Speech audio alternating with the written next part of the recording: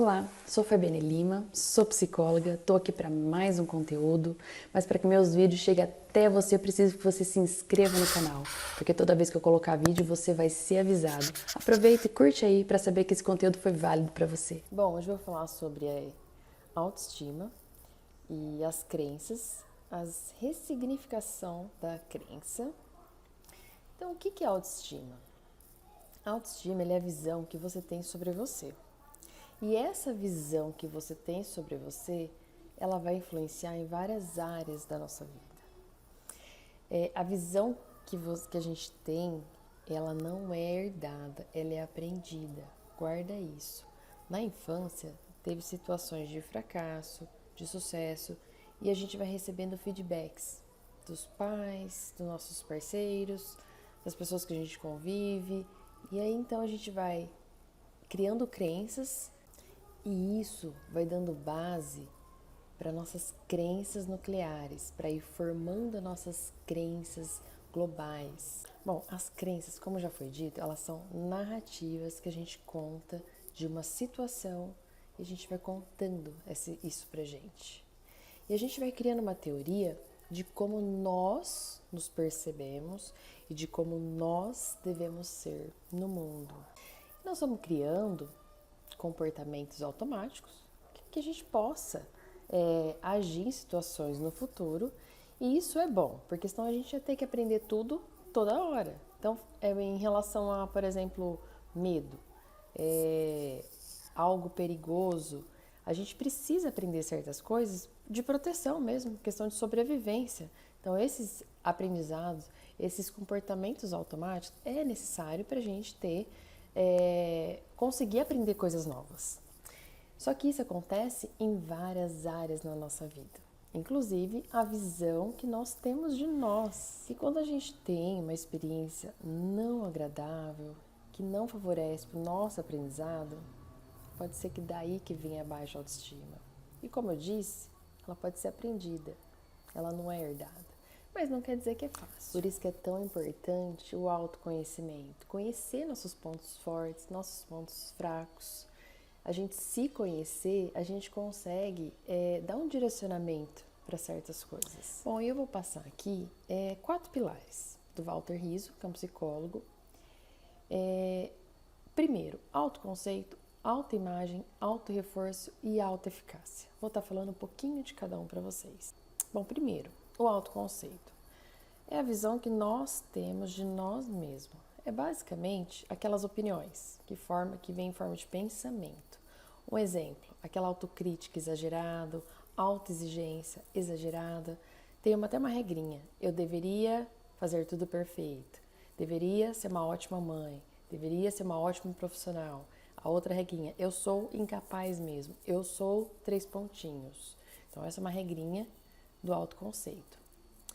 É a opinião geral que você tem de você, é um rótulo que você coloca, que você foi aprendida. Pode ter ouvido muito isso na infância e acaba interiorizando e passa a ser a voz falando para você.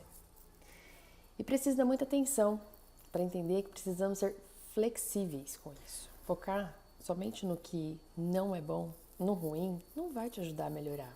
Porque o que foca, ele expande, ele cresce. Quando a gente flexibiliza, é aquele fato de aceitar o errar e o perder. Entender que o errar e perder, ele faz parte da vida. Não quer dizer que é um final, é simplesmente um resultado e você pode mudar isso. Então vai a pergunta, como você geralmente está se avaliando? A autoimagem, o segundo pilar, é como se percebe em termos de aparência, não só aspecto físico, mas ao todo, a tua apresentação no mundo, a sua roupa, o que você passa para o mundo. Mas assim, o que é mais afetado é o aspecto físico, porque a sociedade ela impõe um padrão de beleza. E às vezes na própria família, a exigência de que o aspecto físico tem que ser perfeito, tem que ser magro. Se cobra isso muito na infância e você cresce com isso. Mas a forma que vamos nos percebendo não é objetiva, pois ela sofre distorção conforme que focamos. pois afeta a realidade. Se a gente foca só no ruim, afeta a realidade de como você está hoje. A gente precisa expandir nossos valores. Não há problema em querer melhorar. A gente tem que aceitar o que não pode mudar, respeitando o seu biotipo, seu perfil. Mas não tem problema você querer emagrecer, querer fazer algo melhor. E quero que você entenda que você precisa diferenciar o que você realmente pode mudar, o que realmente é seu perfil, seu biotipo e não pode mudar. E você busca a sua melhor versão, deixando bem claro qual é o limite do que. Entenda que a beleza ela é uma atitude. É como você se apresenta no mundo e não um aspecto físico. Um exemplo, se você é agradável, alegre, objetiva, educada, engraçada, interessante. Então, o que você está transmitindo para o mundo? Bom, o penúltimo é o auto-reforço. É a capacidade de se reforçar, de se elogiar, amar a si. E esse amar a si, vou dar um exemplo quando a gente ama o outro. A gente sabe o quanto é importante a gente demonstrar para o outro. Para o outro saber o quanto é valorizado, o quanto é amado, amada. E quando a gente fala para nós, voltar para nós é a mesma coisa. Qual é a atitude que a gente está tendo para reforçar isso, esse amor a isso? E às vezes, o ambiente que a gente está não está reforçando nossa autoestima. E a gente precisa desenvolver a validação interna, porque às vezes a gente fica focado muito na validação externa, que é você esperar do outro, atitudes, sempre do outro. Eu me sinto valorizada porque o outro me valoriza. Às vezes, o ambiente que você está não valoriza sua autoestima. Por isso que é tão importante desenvolver a sua validação interna, porque às vezes a gente fica dependendo muito da validação externa. Eu sou importante, eu sou valorizada porque o outro me valoriza. Mas às vezes o ambiente não é assim que funciona. Então tem 3 regrinhas, dicas básicas para desenvolver essa validação interna. O autoelogio, a autorrecompensa, o autocuidado. A gente não foi ensinado para se elogiar, né? Então vem aqueles pensamentos, eu não mereço elogios, eu não posso me elogiar. Isso não é legal, uma pessoa ficar falando, eu mesmo ficar falando que eu tô bonita. Não, isso não é legal, eu não posso fazer isso. Eu fiz por obrigação, aquela regra rígida. Isso aqui, parabéns pra mim por ter feito, por ter conseguido. Não, aquilo ali foi por obrigação, devia ter feito mesmo. Era o mínimo que eu podia ter feito. Se elogiar é arrogância. Então, quando a gente olha no espelho e falar que tá bonita, aquilo é arrogância. Falar pra alguém, hoje eu tô bem, eu tô bonita, isso é arrogância. Então, vem esses pensamentos. A gente não foi criado para se elogiar. E o último, a autoeficácia. O quanto você confia em você. O quanto você confia, o quanto você acredita ser capaz de conquistar alguma coisa.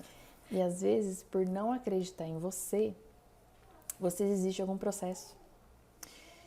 Um exemplo do esporte. Quando você começa a praticar algum esporte, você vai, pratica, e vai num dia, vai no outro, você consegue ficar muito bom naquilo. Chega na hora de um campeonato, por exemplo, quando você se sente realmente preparado, você vai. Chega no campeonato, você não consegue desenvolver aquilo. Você não consegue fazer o que você já sabe. Por quê? Porque você não confia em você. Você percebe que você tem elementos para conquistar algo, mas você não, no fundo, você não acredita em você, porque vem aquela crença que você não é capaz. Então você precisa de novas experiências para ir alterando essa crença e essas novas evidências de que você é capaz, você precisa mostrar para você com a prática. Como?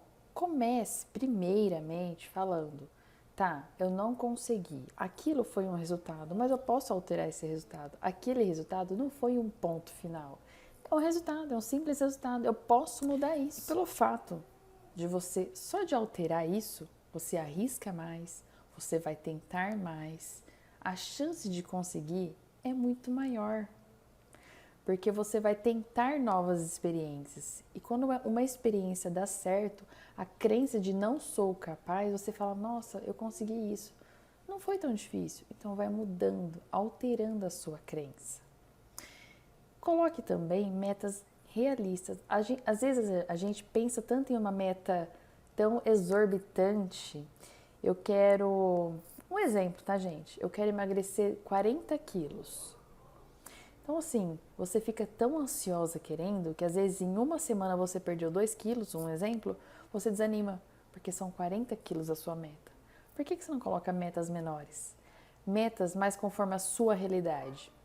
Que tipo de atividade física você faz, por exemplo, para você perder 2 quilos na semana? Um exemplo, tá? Então, pense nisso. Coloque-se metas realistas. Metas, quando a gente pensa em metas realistas, a chance de se frustrar é muito menor.